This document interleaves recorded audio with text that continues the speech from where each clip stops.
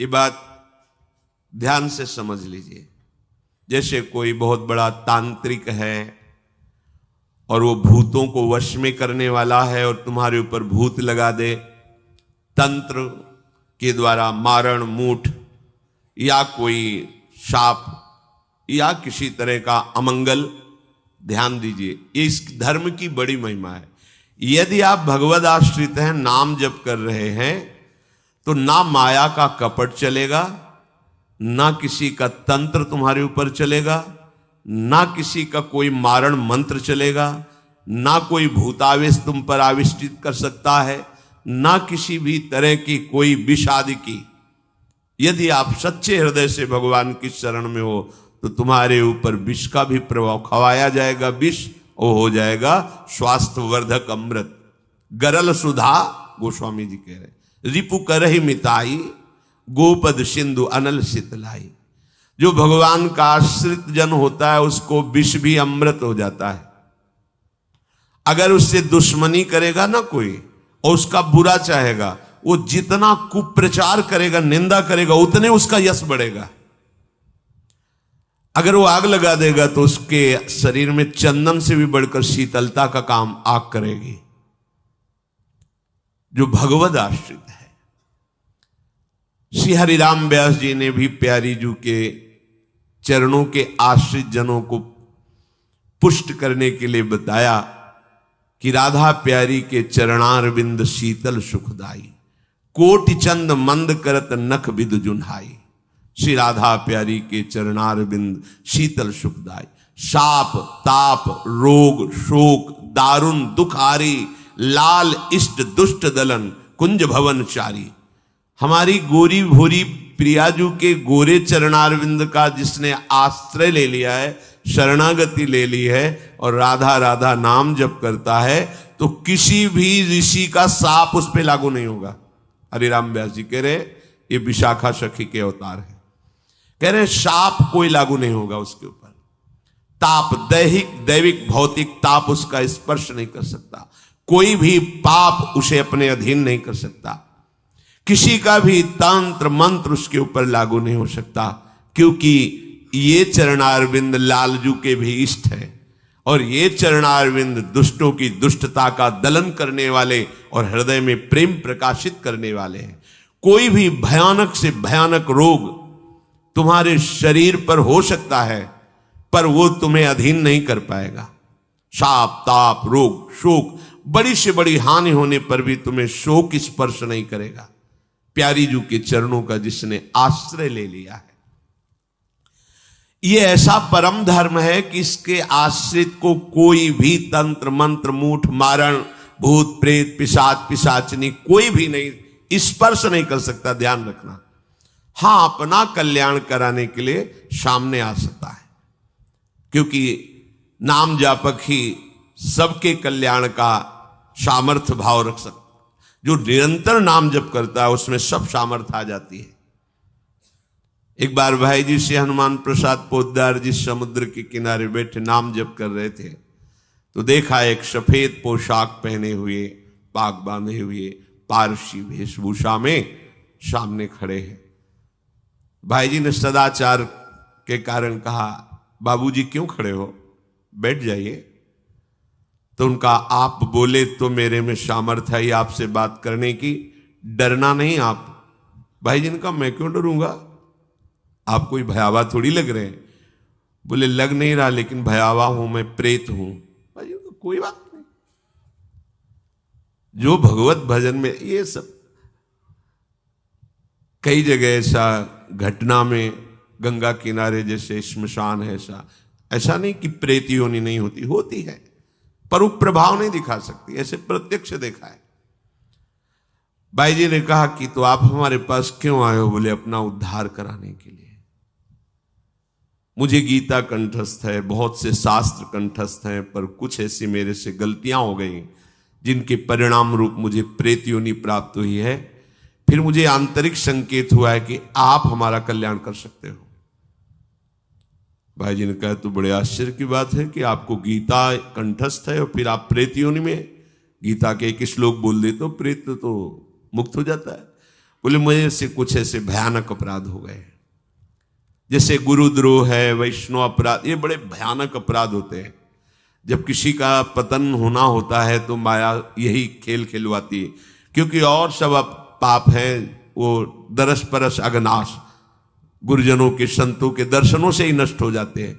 लेकिन संत द्रोह, नाम जापक, वैष्णव द्रोह, गुरु अवज्ञा, गुरुद्रोह, ये भयानक अपराध होते हैं, इनसे दुर्गति हो जाती है। तो अपना कल्याण करने के लिए कोई ऐसा भले, नहीं तो किसी भी भक्त के सामने, भगवद आश्रित नाम जापक के सामने किसी का चेटक नहीं चलता है। जिसने भगवान नाम को और भगवद आश्रय को स्वीकार कर लिया, उसे कभी कहीं भी कोई डिगा नहीं, और उसके सामने छल कपट नहीं चल पाएगा। एक श्री मथुरादास जी नाम के महापुरुष हुए हैं, तो बस कहे तिजारे मांझ भक्ति रस रास करिए एक बात ताको प्रगट सुनाइए।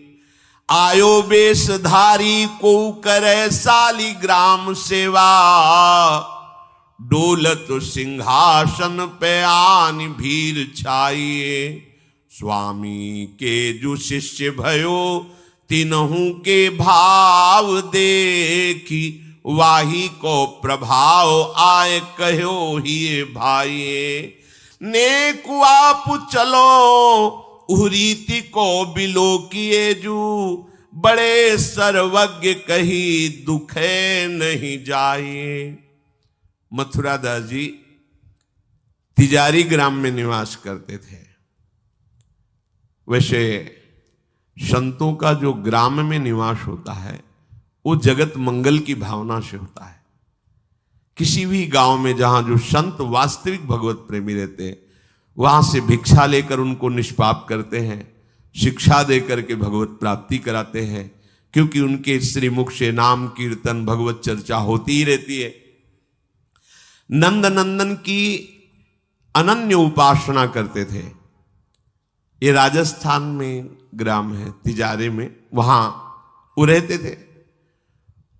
जो भी समीप आता वो कुछ ही दिनों में ऐसा भक्ति रंग में रंग जाता, कुछ प्रभु के नाम में प्रीति हो जाती, समस्त असद आचरण छोड़ देता। बहुत से शिष्य हो गए, बहुत से अनुयायी हो गए, पर जो वास्तविक भजन नहीं करते हैं, भेष धारण करके संत का ठग वृत्ति रखते हैं, उनका अलग प्रभाव होता है। वो ज्यादा दिन चलता नहीं है। हम कहते हैं नाम घोष से क्या नहीं हो जाएगा, नाटक करने की क्या जरूरत है। अरे हम प्रभु के बहुत बड़े प्रिय दास हैं, जो कुछ चाहिए प्रभु अपने आप देंगे। काहे किसी के आगे नाटक करे, छल फैला। किसके आगे? जो बेचारे हैं, ये सब मारे हुए हैं कर्मों के, भोग वासना से जल रहे हैं, और तुम भगवत पार्षद हो करके बात बनी नहीं। तो एक उसी नगर में उनका प्रभाव सुनकर भेषधारी, जो बहुत बड़े तांत्रिक थे, मारण आदि का प्रयोग करने में बड़े सफल थे, पर भेष साधु का रखे हुए थे, अपना प्रभाव दिखाने के लिए वहां उस गांव में पहुंचे। पहचानना बड़ा कठिन होता है।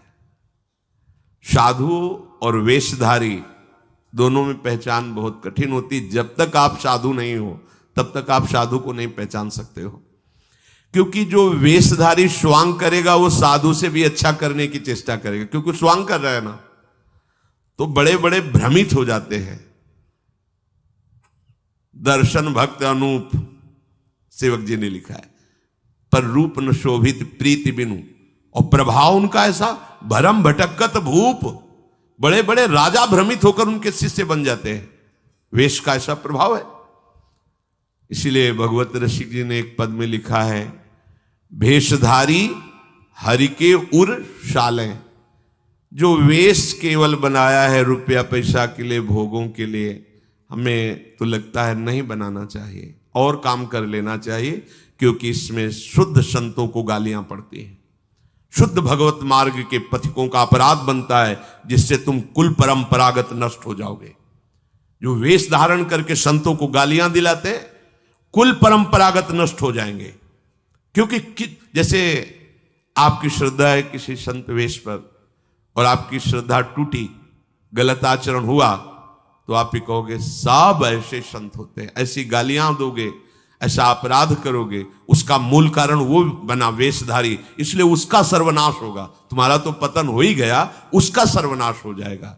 भगवत ऋषि जी ने जहां भगवत महिमा, संतों की महिमा लिखी है, वहां एक दो पद ये भी लिखे हैं कि वेशधारी हरि के उर शाले, वेश जो केवल कपट वेश बनाए हैं वो भगवान के हृदय में बड़ा दुख पैदा करते हैं, क्योंकि दासत्व तो भगवान का ही लिए है ना। बोले ये लोग दंभी लोभी कपटी नट से शिष्णोदर को पाले। शिष्ण कहते हैं जनेन्द्री को, उदर कहते हैं रसेंद्री को। उदर का संबंध रसेंद्री से, मतलब रसेंद्री के स्वाद से पेट भरते हैं और जनेन्द्री भोग के लिए लालायित रहते हैं, पर ये भेष धरे होते हैं भगवान के दासत्व का, साधुता का। बोले गुरु बने घर घर में डोले, नाम धनी का बेचें, परमारथ सपने नहीं जाने, पैसा नहीं को खींचे।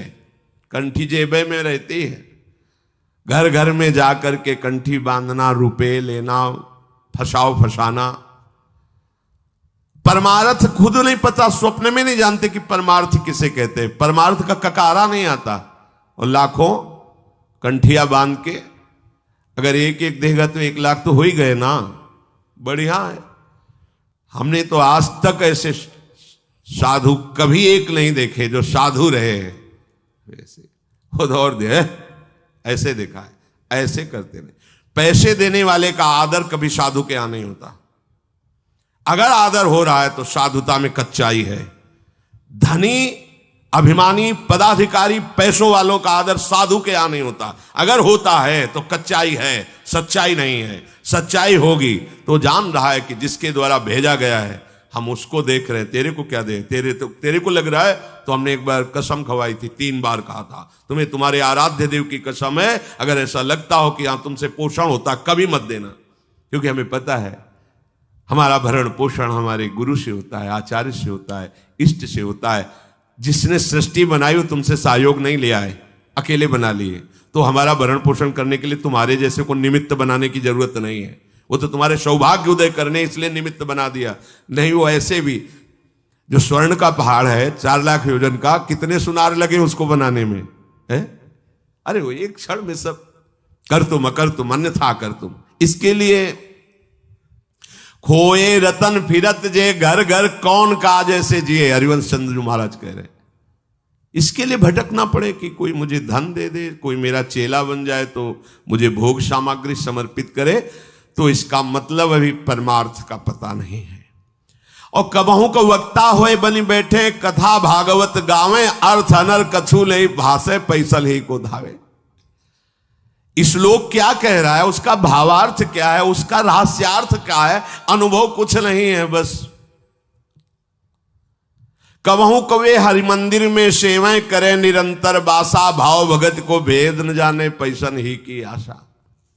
नाचे गावे चित्र बनावे, कहे काव्य चटकीली, साच बिना हरि हाथ ना आवे, रहनी है सब ढीली। बिन विवेक वैराग भक्ति बिन सत्य नये को मानो, भगवत विमुख कपट चतुराई सो पाखंड ही जानो। वेशधारी हरि के उसको सहन नहीं हुआ। मथुरा दास जी की भक्ति का प्रभाव, हजारों लोग अनुयायी, हजारों लोग शिष्य बन गए। तो अब वो तांत्रिक था, तंत्र मंत्र का उसे बहुत ज्ञान था। श्री मथुरा दास जी जिस नगर में रहते थे वहां वो जाकर अपना नाटक शुरू किया।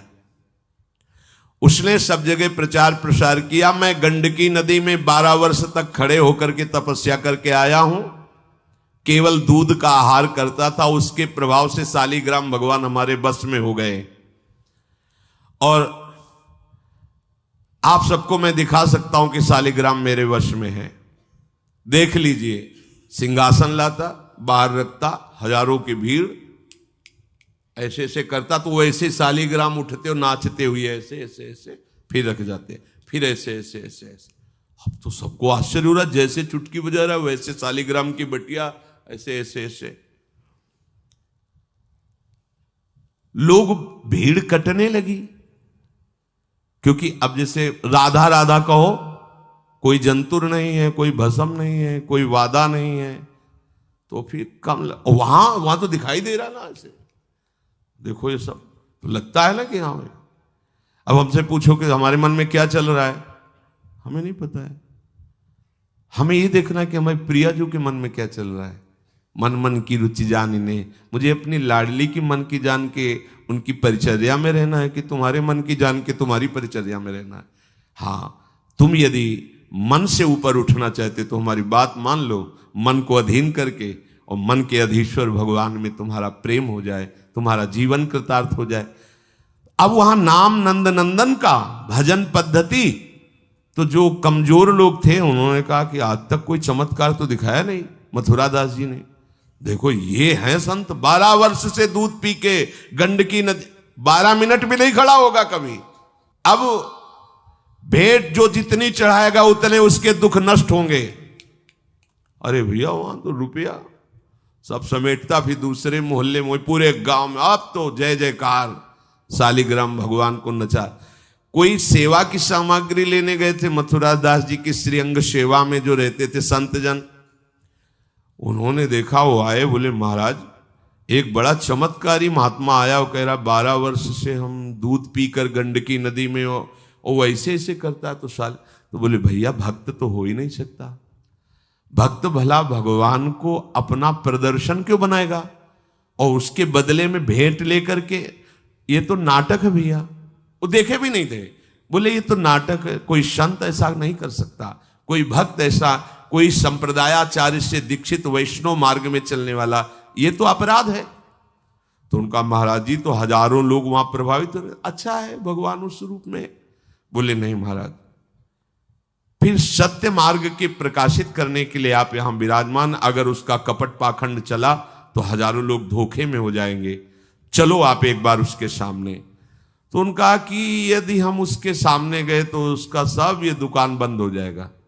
बोले महाराज जी आप जरूर चलो, क्योंकि आपके चलने से यदि लोगों की श्रद्धा भगवान में वास्तविक लगे तो आप भी तो यही चाहने के लिए यहां गांव में वास कर रहे हो।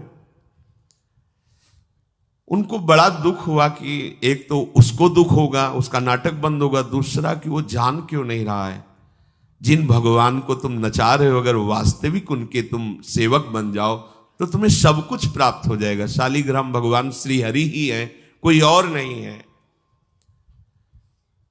पर बहुत जब उन्होंने कहा तो कहा चलो अच्छा, तो पाए परि गए लेके जाए ढिग ठाढ़े भये, चाहत फिरायो पे न फिरे सोच पर्यो है, जान गयो आप कछु याही को प्रताप ये पे, मारो करि जाप यो विचार मन धर्यो है, मुठी ले चलाई भक्ति तेज आगे आई नाही, वाही लपटाई भयो ऐसो मानो मर्यो है, हुए करि दयाल जा जीवायो समझायो, प्रीति पंथ दर्शायो ही भायो शिष्य कर्यो है। सभी शिष्यों ने चरण पकड़ करके मथुरा दास जी को मनाया कि आप वहां चले। तो आप गए सादे वस्त्र, सहज स्वरूप साधु का, जाके भीड़ भी इनके साथ है कि भाई मथुरा, उनका भी प्रभाव था तो बहुत सी भीड़ साथ गई। जाकर के गांव वालों ने कहा कि भैया वो आप जो स्वामी जी दिखाते थे शालिग्राम भगवान का चमत्कार वो दिखाइए, हमारे गुरुजी आए हुए हैं। ये तो उसने जाना था कि महिमावान है तभी तो वो आया था, पर उसको ये पता नहीं था कि हमारा प्रोग्राम इनके सामने नहीं चल पाएगा, क्योंकि भगवान नाम जापक के आगे कोई तंत्र मंत्र, कोई श्राप पाप ताप ये सब नहीं, वास्तविक जो भगवत मार्ग में है। अब उसने निकाला सिंहासन और पूरा सब शालिग्राम जी को तो केवल चुटकी ही बज रही थी, शालिग्राम भगवान वहीं बैठे थे। हर प्रयास कर लिया, कोई चमत्कार नहीं। लोगों ने कहा कि दिखाओ ना, अब ये हमारे गुरुजी हैं, गांव में रहते हैं। अब भक्त की निष्ठा के सामने भगवान को भी छोटा बनना पड़ता है। इतने महान भगवान भक्त बलि जी के सामने बामन बन के भीख मांगने के लिए गए। भक्ति निष्ठा जीत सकते थे, आज्ञा दे सकते थे, ना आज्ञा दी और ना विजय प्राप्ति की। भिक्षा में मांग करके दिया माता अदिति को कि आपकी चाह है कि राज्य पद देवराज को मिले, तो आपकी आराधना से मैं जाऊंगा, पर वो मेरा भक्त है, ना युद्ध करूंगा ना आज्ञा दूंगा, पर मांग के लाऊंगा। भगवान भिक्षुक बन के गए। भक्त के आगे नौटंकी नाटक कहां चल सकता है? अरे जुगनू तब तक चमकती रहे जब तक सूर्य प्रकट नहीं होता। सूर्य प्रकट हुआ तो लाखों जुगनुओं का कोई मतलब नहीं रह जाता। नौटंकी नाटक, ये साधुता का भेष धर के कितने दिन चलेगा? जिस दिन पोल खुलेगी ना, उस दिन सब नष्ट हो जाएगा, सब नष्ट हो जाएगा। लोग परलोक तो पहले ही नष्ट हो चुका था। पाखंड न करे। हम कह रहे हैं तुम्हें धन चाहिए, तुम्हें सम्मान चाहिए, राम राम भजो, कृष्ण कृष्ण भजो, हरि हरि भजो, विश्व नमन करेगा, ईमानदारी से भजो। हमने ऐसे संत भगवान देखे, ककहरा नहीं पड़े, कुछ नहीं जानते, बस एक ओम, दुई ओम, तीन ओम, चार ओम ऐसे जपते, और लोग न्यौछावर थे, सीधे सरल ओम ओम, राम राम, कृष्ण कृष्ण, साफ सिद्ध। कबीरदास जी जैसे वहां पर राम राम राम राम। श्री स्वामी सत्संगानंद जी महाराज बक्सर, बस इतने। जब कोई बेटा राम राम, ऐसे लगते थे कि मतलब इनको पी जाएं, अपने हृदय में रख ले। इतने दुलारे वयोवृद्ध थे, ऐसा सुंदर रूप, ऐसी कोमलता, ऐसा आकर्षण, बस राम राम राम राम। अरे प्रभु के नाम में क्या नाटक करने की जरूरत क्या है? पाखंड कर। प्रभु महालक्ष्मीपति हो, तुम्हें लक्ष्मी ही चाहिए तो वो सब दे देंगे। काहे को नाटक करे? काहे को किसी को भ्रम में डाले? तुम भ्रम में हो, दूसरे, अरे भैया तुम राम राम जपो, कृष्ण कृष्ण जपो, तुम्हारा मंगल इसी, बस इसी में मंगल होगा, दूसरा मंगल कर ही नहीं सकता। अब उनके प्रभाव से उनका कुछ नहीं हुआ। अब तो लोग कहने लगे दिखाओ ना, इसका मतलब तुम नाटक कर रहे थे। अब सबके सामने उसका मान नष्ट हुआ, उसका सब तंत्र बेकार हो गया। कुछ लोगों ने कहा पकड़ो और मारो इसको, पीटो, बहुत नाटक करके रुपया कमा लिया, सब छीन लो, धन छीन लो। किसी ने कहा मार पीट के इसे न्यायाधीश के, पुलिस डिपार्टमेंट को दो। ये मथुरा दास जी ने सबसे कहा देखो अगर हमको लाए हो तो हमारी बात मानो, इनको किसी भी तरह का कष्ट मत दो, कोई भी बंधन नहीं। और उनसे कहा भैया आप जिसका नाटक कर रहे हो ना, अगर सत्यता से इसे मान लो तो जिन लोगों ने रुपए चढ़ाए ये बहुत थोड़े हैं, वो तुम्हें निहाल कर देगा। सत्यता से भजन करो, ये काहे को नाटक करते हो? इतना कह के वो चले गए। पर उसको समझ में नहीं आया। उसने कहा अच्छा तुम अपनी दिखा दी, अब मेरी देखना। सबके बीच में कहा तुमने अपनी दिखा दी, अब मेरी। मूर्ख को समझ में नहीं आता। उसने कहा ठीक है तुमने दिखा दिया, अब कल सुबह तक तुम देखना कि मैं तुम्हारा क्या करता हूं। क्योंकि उसे मारण का प्रयोग आता था। अब ये क्रोध उत्पन्न हो जाए तो राक्षस बना देता है, और क्रोध उत्पन्न होता है कामना से, और उसकी कामना सब नष्ट हो गई ना, सब किया कराया सब माटी हो गया, क्योंकि लाखों लोग प्रभावित हो रहे थे। अब वो क्रोध के वशीभूत होकर तामसी जप करने लगा। तामसी जप होता है विनाशकारी। अपवित्र सिद्धियां उसके पास थी। पवित्र सिद्धियां भी होती है जो दूसरों का मंगल करती हैं, अपवित्र सिद्धियां होती हैं जो दूसरों का नाश करती हैं। उसने मारण विद्या का अनुष्ठान किया, जिसे देहाती भाषा में मूठ कहते हैं। आज मैं इस अविचार से उस महात्मा का सर्वनाश कर दूंगा। भूल भूल भारी भूल। जो साधु की मीच तक है वो उसी मीच से मरता है। ये तो समझ में ही नहीं आया सरस्वती जी को देवता और ब्रह्मा जी सब प्रार्थना कर रहे हैं कि अयोध्या वासियों की बुद्धि तो बदल दी, वापस गए। भरत जी आ रहे हैं, इनकी बुद्धि बदल दो, नहीं भरत जो कहेंगे वही राम करेंगे। तो दिमाग पलट गया है भरत की बुद्धि। अरे प्रभु का इशारा था इसलिए अयोध्या वासियों की बुद्धि बदल दी। भरत जी के विषय में सोचोगे भी तो नष्ट हो जाओगे।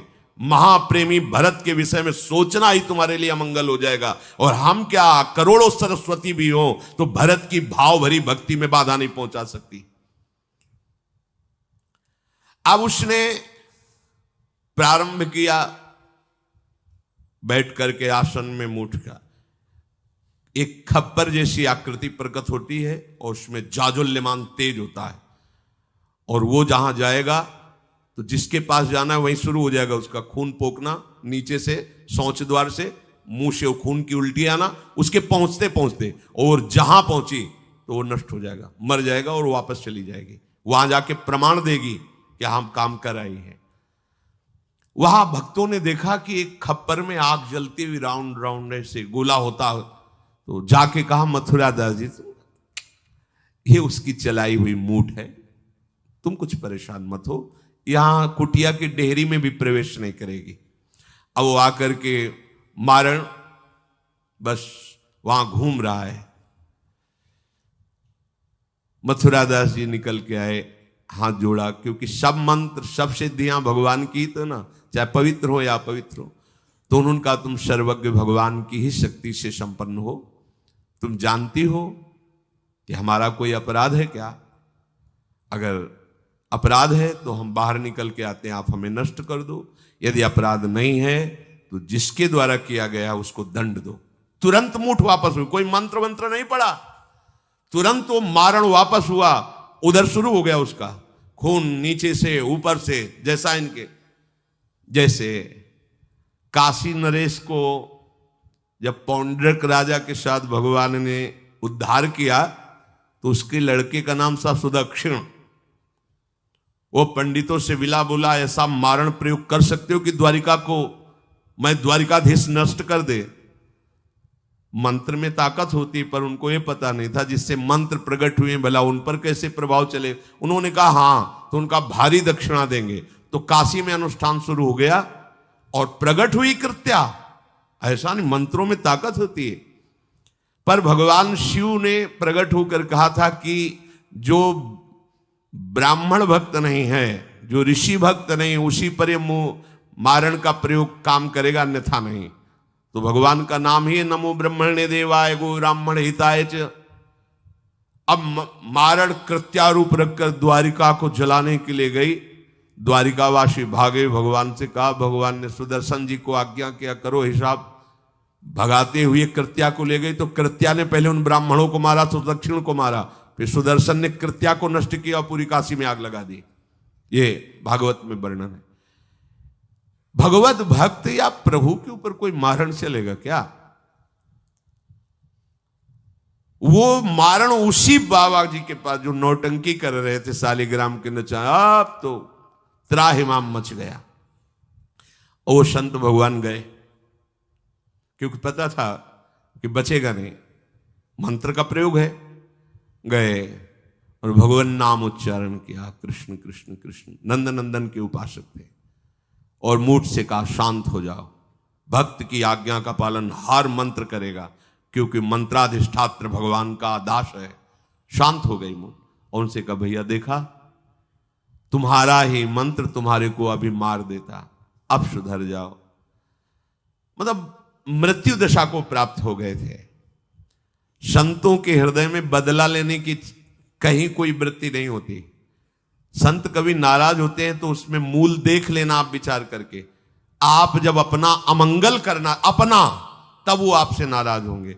अगर आप उनका कोई कष्ट, वो नाराज नहीं होंगे, वो सह जाएंगे और आपका मंगल मनाएंगे। जब आप अमंगल अपना कर, तब वो डांटते हैं। अगर आप वो ये देख लें कि आप प्रहार कर रहे हो तो फिर वो नहीं, फिर तो तुम्हारा मंगल मनाएंगे, आप उनको मारो, कभी डांटेंगे नहीं।